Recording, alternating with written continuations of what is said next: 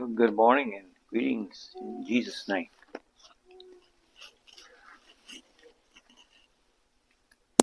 Thank you for the songs. Thank you for each one of you who put yourself into the service, even with your presence, your prayers. Turn with me to 1 John chapter 3. A couple of weeks ago, I preached on first part of chapter 3 of the manner of love the Father hath bestowed upon us. What kind of love? And I guess one of the points that I like to bring out in this talking about love is that love is not always what we think it is.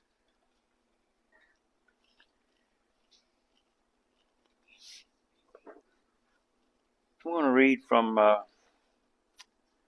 verse 11 to the end of the chapter of 1 John chapter 3. For this is the message that ye heard from the beginning, that we should love one another, not as Cain, who was of that wicked one, and slew his brother. And wherefore slew he him? Because his own works were evil, and his brother's righteous. Marvel not, my brethren, if the world hate you. We know that we have passed from death unto life, because we love the brethren.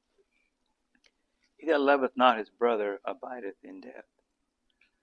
Whosoever hateth his brother is a murderer, and ye know that no murderer hath eternal life abiding in him.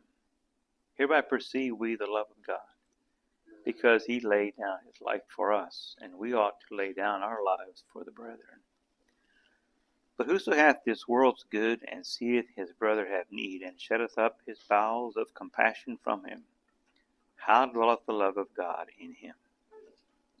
My little children, let us not love in word, neither in tongue, but in deed and in truth. And hereby we know that we are of the truth, and shall assure our hearts before him. For if our heart condemn us, God is greater than our heart, and knoweth all things. Beloved, if our heart condemn us not, then have we confidence toward God. And whatsoever we ask, we receive of him, because we keep his commandments, and do those things that are pleasing in his sight. And this is his commandment, that we should believe on the name of his Son Jesus Christ, and love one another as he gave us commandment. And he that keepeth his commandments dwelleth in him, and he in him. And hereby we know that he abideth in us by the Spirit which he hath given us. Let's bow our heads for prayer. Dear Lord, we thank you for who you are. Thank you for your word and for the instructions that you give us. And you know, and we know that we need it. We need to be reminded and instructed and taught in your ways. Pray your blessing upon us. May your Spirit move in our hearts. I pray in Jesus' name. Amen. As I was pondering this passage of Scripture, I felt like, I really don't need to preach love to y'all. I mean, we're a loving little church family. But it was next, as I worked my way through 1 John. I didn't feel right like skipping it either, because it is important. And so I worked on it a bit, and maybe I ought to start at the last verse. It says, hereby we know that he abideth in us by the Spirit which he hath given us. Do you know that Jesus Christ abides in you? Do you know that? Are you sure of that? How are you sure of that? And I think there is a real basic principle in these verses that we can know that he abides in us. You come up to a house and you wonder if anybody's at home. car's there. That's the first thing we look at. We drive up to the house. Oh, car's here, so mom's home. The Suburban's in the driveway. You go in the house, out of there. She must be in the garden. Well, the gator's at the house too. She's out in the garden. How do you know? Okay, you go to church on Sunday. And people that go to church are Christians, right? But how do you know if Jesus abides in them?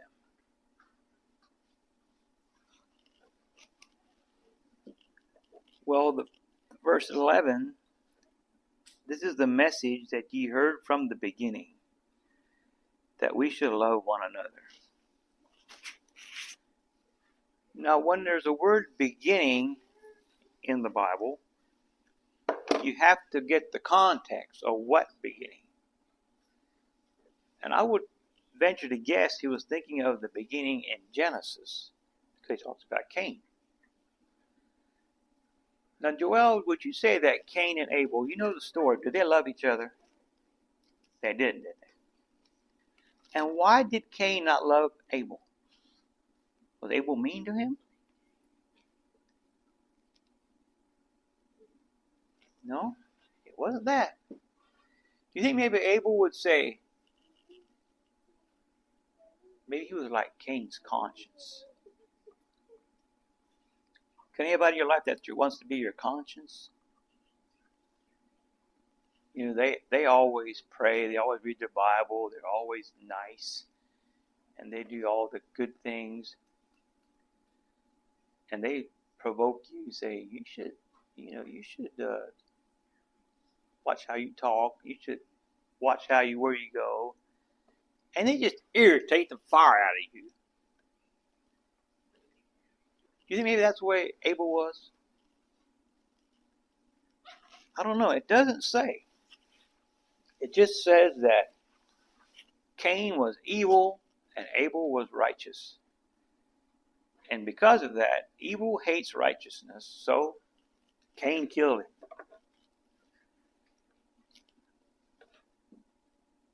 Now I looked a bit about where the word love is used the first time in the Bible. And I want to guess. Because the first time, they tell me, in the study of hermeneutics, I think is the word. It's a big word. The first use of a word gives the meaning, defines the meaning of it. So when was the word love used first in the Bible?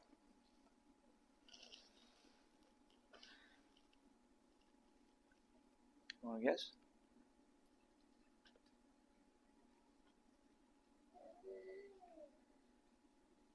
It's in Genesis. When God tempted Abraham, he said, Abraham, take now thine son, thine only son Isaac, whom thou lovest, and I want him for a sacrifice.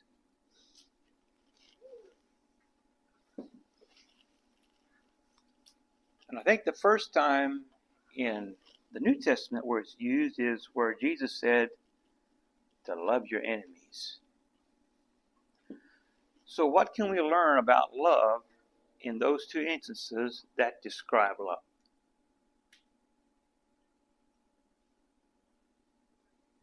You know, he said, he could have said, now take one of your sons. Well, he'd probably took Ishmael, because, see, he also had Ishmael there. But no, he says, I want Isaac.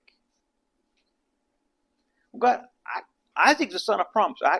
Just take Ishmael, because his mom is a slave girl anyhow, and he's a wild kid. Why don't we just offer him up for a sacrifice? No, I want Isaac.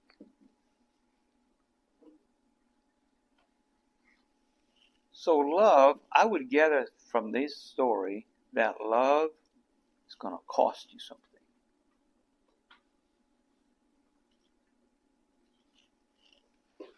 Let's say, for instance, you decide to get married.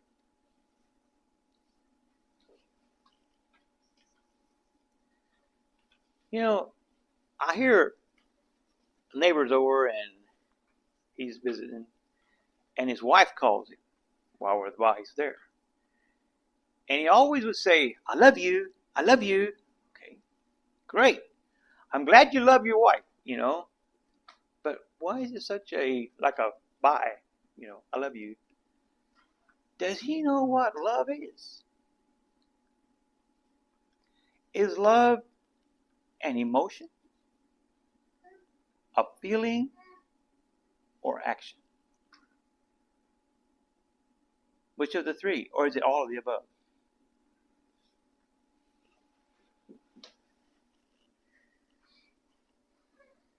I would venture to guess it's all of the above.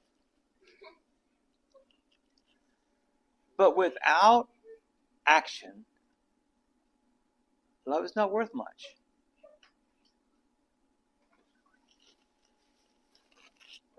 Notice what he says. Well, first, you shouldn't be surprised if the world hates you, because we're talking about people. I didn't finish my last verse. Kind of the point here.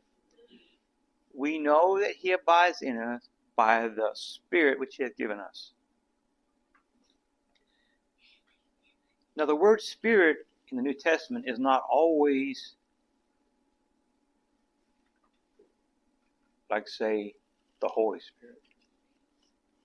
It has its own distinct applications. Like here, the idea is a new nature. See, Cain had the old nature. I don't like you. Wham! He's killing. The new nature is different than that. And here's how you know if you have the new nature. By the time I get done, I hope we'll know that. You probably already do. How do you know if I have the new nature or not? So don't be surprised if the world hates you, the new nature. They don't like that because it makes them guilty.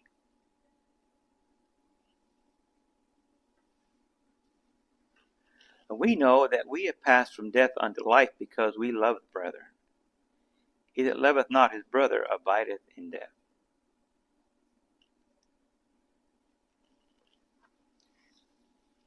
Now there are different words for love. In the English, they just say love, L-O-V-E. And you have to figure out what it means. The one word is like agape. You know where that is? That's here. There's no people here. There's no agape there, right? Agape.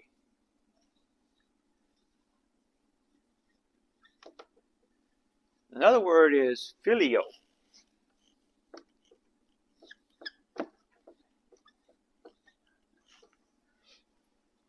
This word here is more, I choose to love.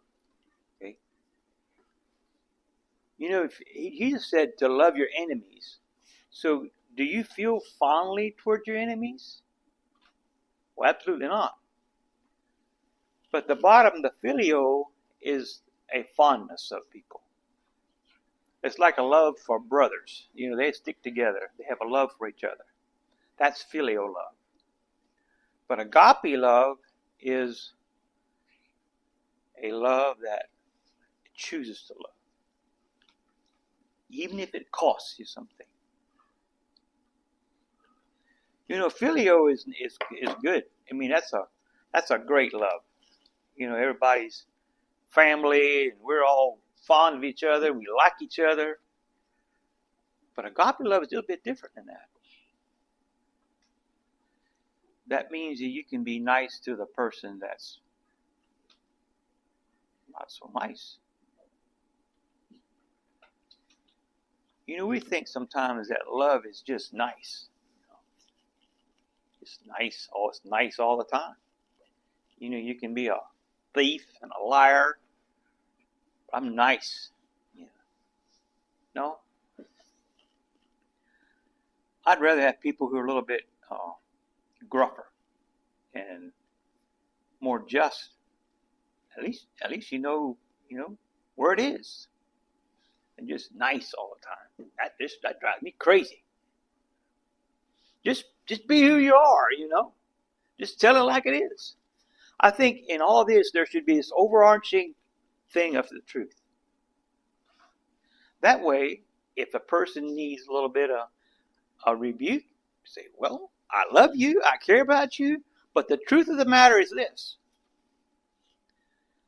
You wouldn't, let's say Jensen's on the road,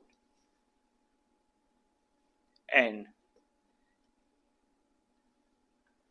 we'll just be nice, let him go. He's playing, he's having fun. Just be nice. But the truth of the matter is a car coming. And when you go get him, he's going to scream. Well, what are you going to do? You going to be nice, let him play? Or are you going to go take action? I think that is the difference. The other side of love is that there's truth involved.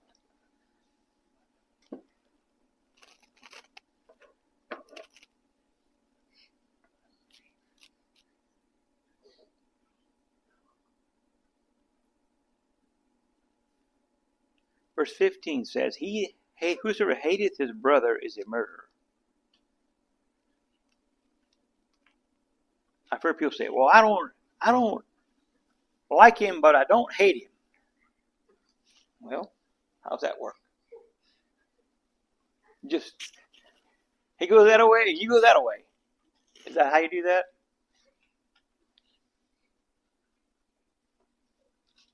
The Old Testament gives an example. If you see I think it's the ox or something, or the one that doesn't like you going astray, you shouldn't just say, oh, well, good. No, you should go and do something about that. And I think it's a good example of how we are. I may not like you or have fond feelings for you, but if I see you have a need, I will reach down and help. I think that's what we're called to do. And I think another thing of love is say, oh, I love you. But I see you have a need and not my pocketbook. God bless you. Be warmed and be filled. But not my pocketbook. Is that love? I don't think it is. God loves you. We love you. But your house just burnt down. Well, he probably needed it. God's chastening him. And we don't want to get in the way. I've seen people do that. Someone had a need. Well, God's giving him a spanking. And we don't want to get in the way of God doing his work. So we're not going to help him. We won't let that punishment sink in. I don't read that in the Bible anywhere. I don't read it. You let God do the spanking. You just reach in there and show your love. Or, well, he had a loss, but we're going to do a financial statement first. See if he's got more than I do. If he's got more than I do, I ain't going to help him. If he's got less than me, then I'll help him a little bit. No, that's not the way it is. That's not agape love. It's sure not filial love.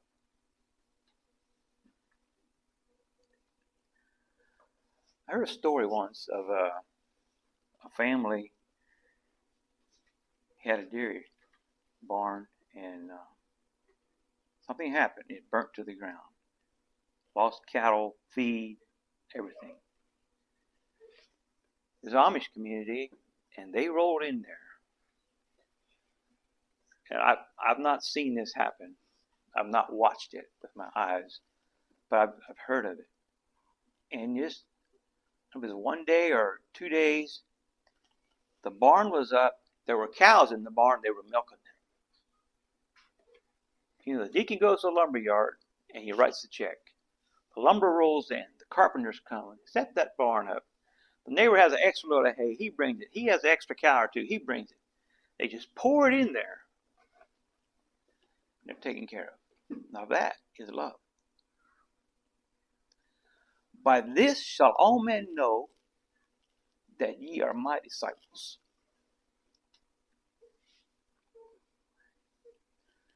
Not because you run to Haiti and help the poor black guy. Not because you go to Africa and preach the gospel. Not because you go across the ocean to China. But because you love your brothers in that kind of way. Then your people will know that you are my disciples.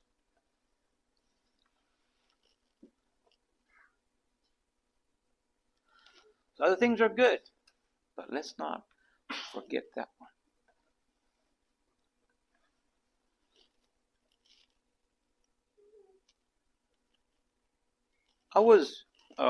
One time I discovered this. I'm always, when I read Luke chapter 7 of this woman in Simon the Pharisee's house. The Pharisee invited Jesus for lunch. And they were there eating. And this sinner comes in. I'm just going to read it in verse 36 of Luke 7. And one of the Pharisees desired him that he would eat with him. And he went into the Pharisee's house and sat down to meat. And behold, a woman in the city, which was a sinner, when she knew that Jesus sat at meat in the Pharisee's house, brought an alabaster box of ointment, and stood at his feet behind him weeping, and began to wash his feet with tears, and did wipe them with the hairs of her head, and kissed his feet, and anointed them with the ointment. Now when the Pharisee which had bidden him saw it, he spake within himself, saying, This man, if he were a prophet, would have known who and what manner of woman this is that toucheth him, for she is a sinner. And Jesus answering said unto him, Simon, I have somewhat to say unto thee. And he saith, Master, say on. There was a certain creditor which had two debtors. The one owed 500 pence, and the other 50. When they had nothing to pay, he frankly forgave them both. Tell me therefore which of them will love him most. Simon answered and said, I suppose that he to whom he forgave most. He said unto him, Thou hast rightly judged. And he turned to the woman and said unto Simon, Seest thou this woman? I entered into thine house. Thou gavest me no water for my feet, but she hath washed my feet with tears, and wiped them with the hairs of her head. Thou gavest me no kiss, but since the time I came in, she hath not ceased to kiss my feet. My head with oil thou didst not anoint, but this woman hath anointed my feet with ointment.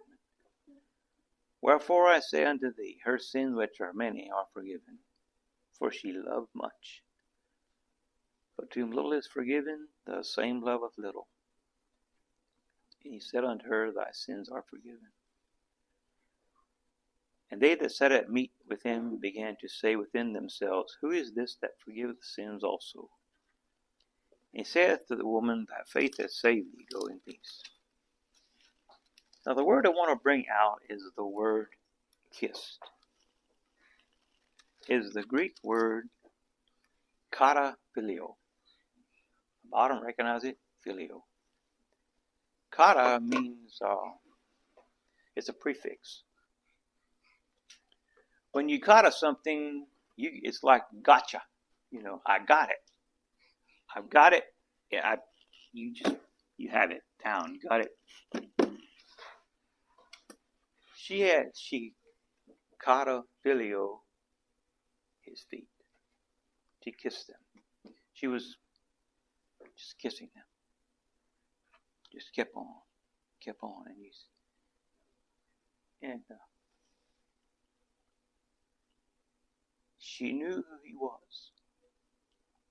She knew who she was. And she knew that she needed him.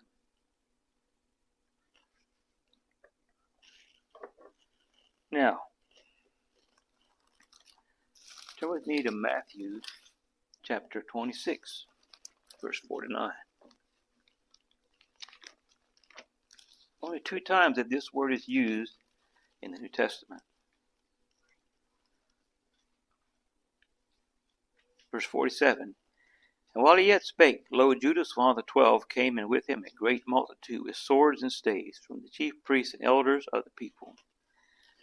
Now he that betrayed him gave them a sign, saying, Whomsoever I shall kiss, that same is he, hold him fast.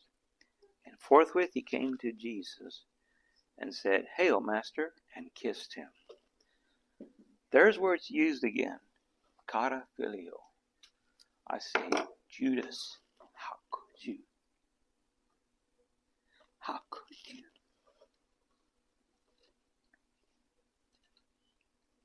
Ardently kiss Jesus. There's a 2 times used. Judas and this woman. The one in a falsehood, the other in true repentance.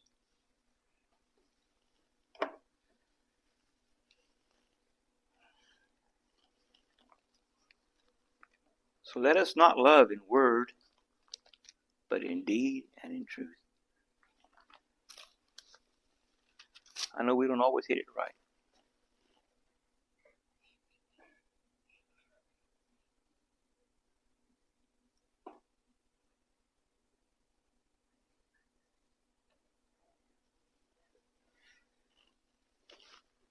Hereby we know that we are of the truth,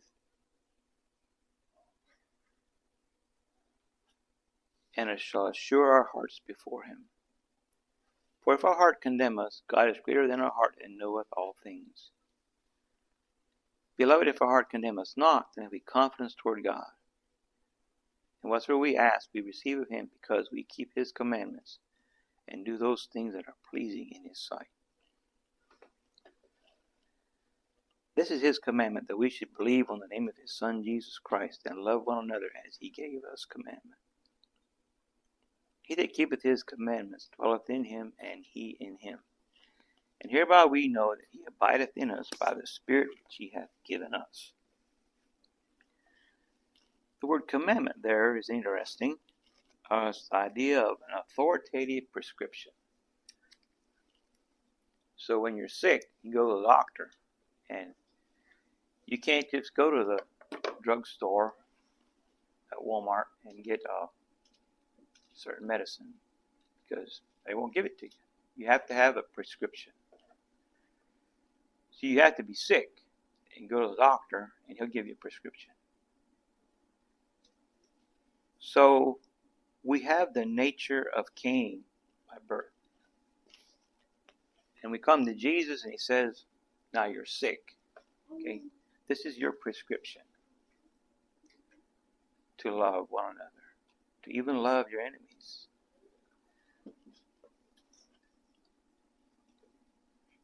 You know, agape love changes the world.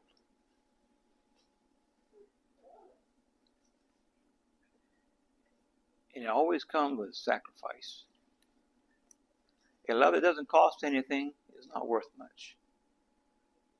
For God so loved the world that he, what? He gave. And that's the model for us, that we love and that we give. What does Cain do? What does the nature of Cain do? We love to get. You know, when I got married, I just say this probably shows my shallowness, I guess. When I got married, I probably didn't know what love meant. I didn't know how much it would cost. And I venture to guess my wife didn't either. We loved each other. And whatever the cost, we don't care.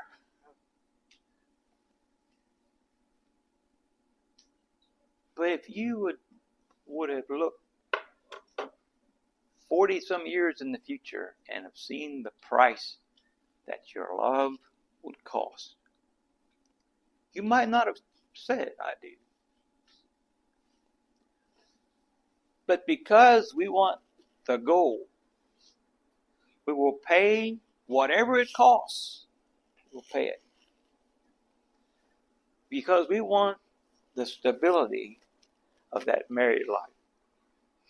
Some people will have a divorce because their present experience is not worth the goal of stability. So they'll opt out because they won't pay the cost. But good always demands a price.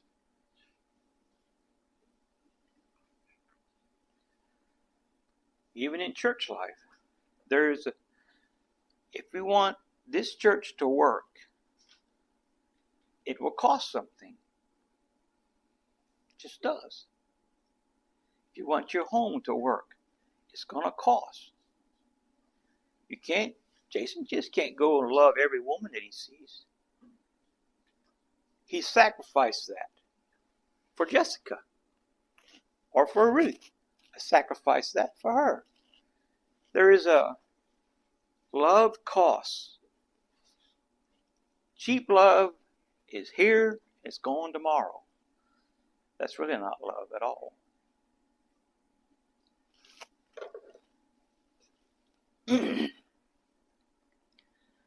Some people, they just trade.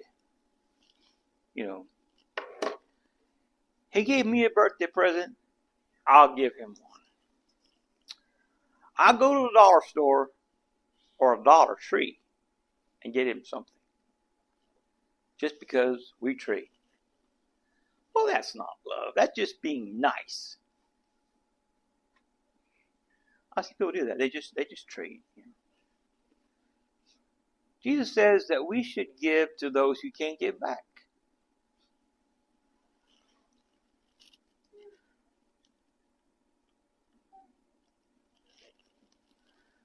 I was drawn to Galatians 5, where he talks of the struggle within.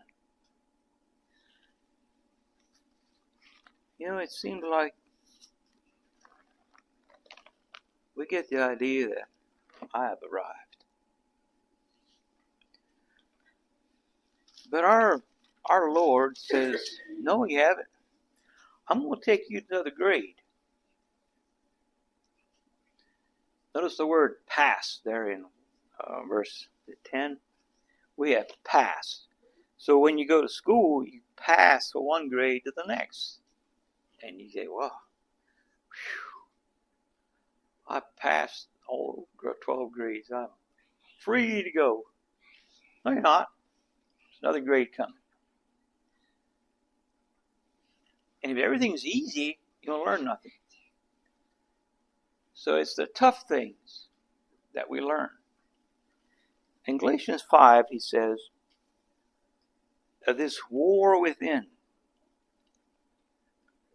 This I say then, walk in the new nature, and ye shall not fulfill the lust of the flesh. If ye bite and devour one another, take heed that ye be not consumed one of another.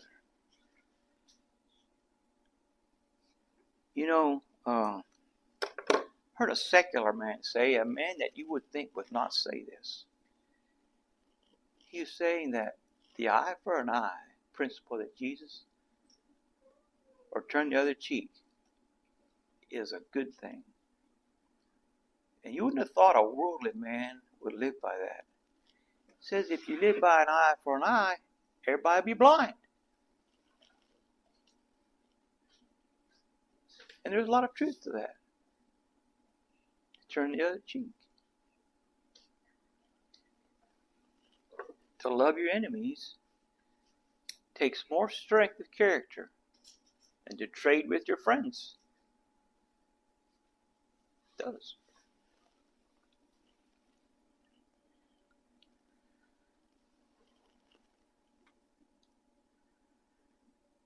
There's always that tension within us. Me or him? I usually say me. Me first.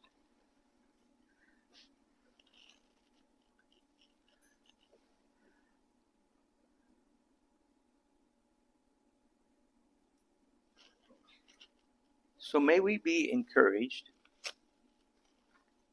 in our walk with the Lord. You know, and that we can have this confidence that our hearts, that we walk in the truth. And that we can prove to ourselves. I heard this story once of these two girls had a bedroom. They shared a bedroom. And the one would always jump out of bed and not fix her bed. But the other one, the one that did things right, she always fixed her bed. And the Spirit told her, why don't you fix your sister's bed? That's hers. Why don't you just prove to yourself that you love your sister? Okay. So she fixed her sister's bed for her. Next morning, again, same thing. Love your sister? Well, make her bed for her. What? I made it yesterday. Well, don't you love your sister? Well, yeah, just to prove to yourself you love your sister, make her bed for her. Do I have to do this the rest of my life? I love your sister the rest of your life? Okay, then. Sometimes I have to prove to myself that I love you. Is that hard? Some people think it is. The new nature. You know, I see people who go astray. They live from the old nature. People that you might have went to church with one time. And they just go down the path of sin. You wonder, what happened? Why? Why, God? Why do they do that? The new nature is not nurtured. See, we have to be controlled from the inside, not the outside, from the inside. And you'll be trustworthy anywhere. Controlled on the inside of that new nature that's different. The Spirit within. Here's a little trivia, I guess. You want to know how many times the word Spirit is used in the book of Revelation? There are 4 perfect numbers in Scripture. Number 3, 7, 10, and 12. Number 3 are things that's substantial, complete, and entire. Number 7 is the number of spiritual perfection. Everything has a number 7 in it. It's like a $100 bill that you can hold up to the light. I think I've got one. And you can see that mark in it. And you know it's for real. The number 7 is like the hallmark of the Spirit. So, in the book of Revelation, the word Spirit is used 54 times, which is 3 to the third power twice.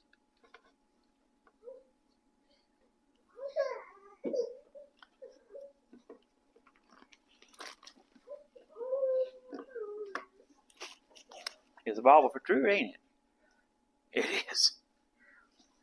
It is. I told you once, I told you twice.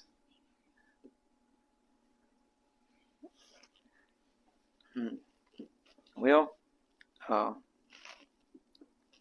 that's refreshing. It is to me.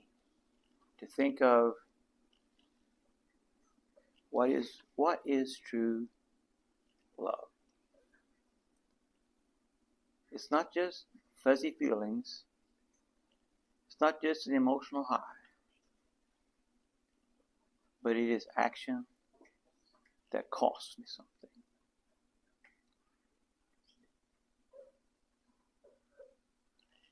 Years ago, when my family was pretty small yet, I think Barney was not much older than Jensen. We had an accident right down the road here from the store. A man was walking in the dark. It was kind of foggy, rainy. He walked across the road. He parked on this side of the road, and he walked over to go to the store. But he must have been on the yellow line. A car come this way, there's an instant where you can't see anything. He walked over, must have been on the yellow line, and he stepped out right in front of us. Didn't even see him. Didn't even know what I hit. I knew I hit something, didn't know what it was. I must have hit a deer. But there's something laying on the trunk of the car. It was a man, and we killed him. It's pretty traumatic. And remember about the next day, on the way home, we were going home. I still remember we just gone past the old Jackson place over there, and Barney started singing Goodish to Eby.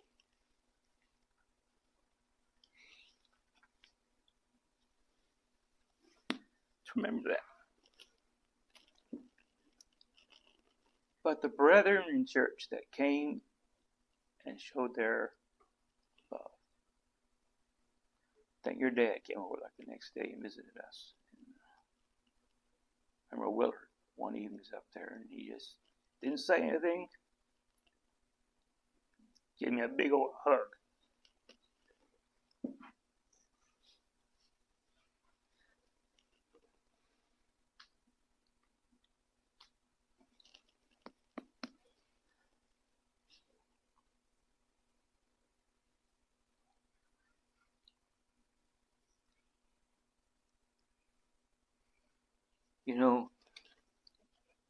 It's those kind of things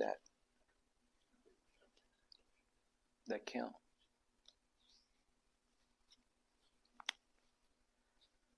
We can focus on the bad things, that people didn't love me here, didn't love me there, and that happens. But there's also other things that people show their care and concern. May I be sensitive to know when people hurt and to give a word. Reach in my pocket if it needs to be. Don't worry about if God's spanking him or not. It's not my call. Maybe it's God happens that it happened to a person, so I get the opportunity to show love.